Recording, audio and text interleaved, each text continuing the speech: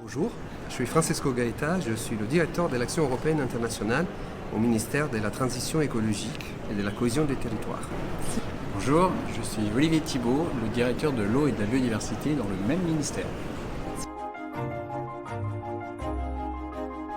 Première, la COP27 porte sur les enjeux climatiques. La COP15, qui se tient actuellement, porte sur les enjeux de protection de la biodiversité. Mais vous avez raison, elles sont complètement liées, car on ne peut pas faire la différence entre protéger le climat et protéger la biodiversité. Ces deux luttes gemelles sont extrêmement connectées et nous les abordons effectivement comme un ensemble. Alors c'est typiquement un exemple du lien qu'on peut faire entre le climat et la biodiversité. Lorsque nous importons des produits d'autres pays qui ont été effectivement cultivés sur des terres qui étaient avant des forêts, nous portons atteinte à la fois au climat et à la biodiversité.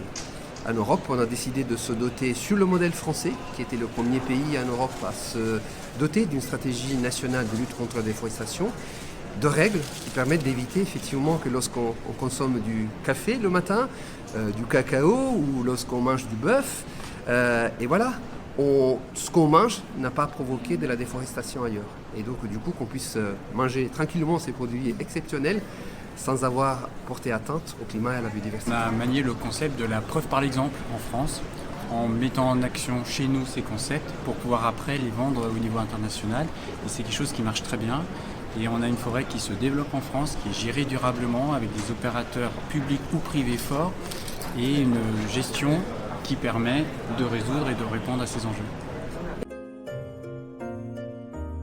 C'est un sujet stratégique et important et qui est lié et qui se combine avec la COP15, parce qu'on a mis en place une stratégie nationale biodiversité avec un premier volet avant la COP15 qui nous a permis d'avoir une parole forte au niveau international avec des grands axes que l'on retrouve dans la COP15 sur la protection, notamment le 30-30, qu'on porte avec force au niveau international sur la protection des espaces, la gestion durable, les financements, les indicateurs.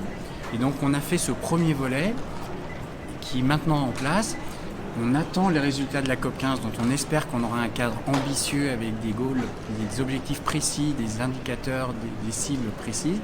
Et on va les intégrer dans notre stratégie nationale de biodiversité qui nous permettra de couvrir tout le spectre pour les 10 années à venir.